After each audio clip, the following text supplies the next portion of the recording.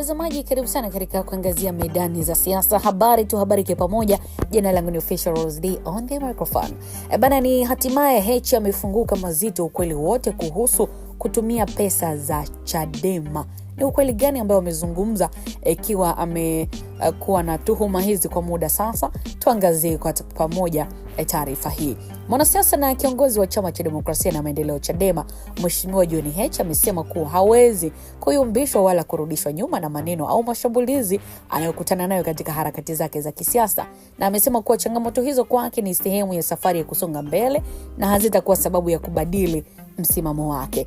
Heche ametoa kauli hiyo akieleza namna anavyopokea lawama, ukosoaji na mashambulizi mbalimbali yanayoelekezwa kwake, akisema kuwa mara nyingi mtu anayekuwa na ushawishi au anayesimama kwenye nafasi muhimu ndiye anayekuwa akilengwa zaidi na wapinzani wake. Na kwa mujibu wa Heche, mashambulizi anayopitia yanaonyesha kuwa yupo katika eneo lenye umuhimu na kwamba hawezi kushangazwa na watu wanaojaribu kumkatisha tamaa kwa kutumia maneno au kauli mbalimbali.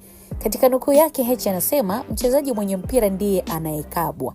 Mnayoyaita mashambulizi dhidi yangu ni kwa sababu mpira uko hapa, alinukuliwa Heche akifananisha hali yake ya kisiasa na mchezo wa mpira ambapo mchezaji mwenye jukumu kubwa ndiye anayelindwa zaidi na wapinzani wake.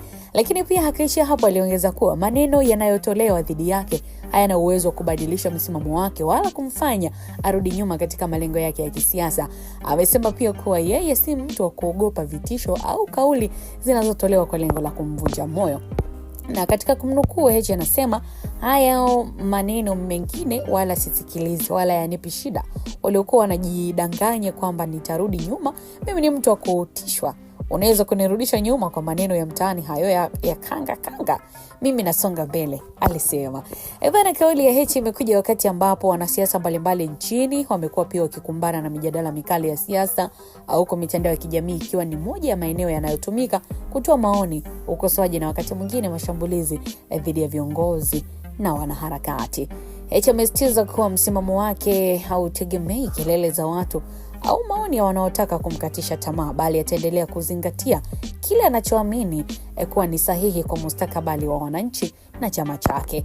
Anasema kuwa katika siasa na maisha kwa ujumla, mtu anayechukua hatua na kuonekana hadharani hawezi kukwepa changamoto, lakini muhimu ni kuwa na uwezo wa kusimama imara na kuendelea na safari yake.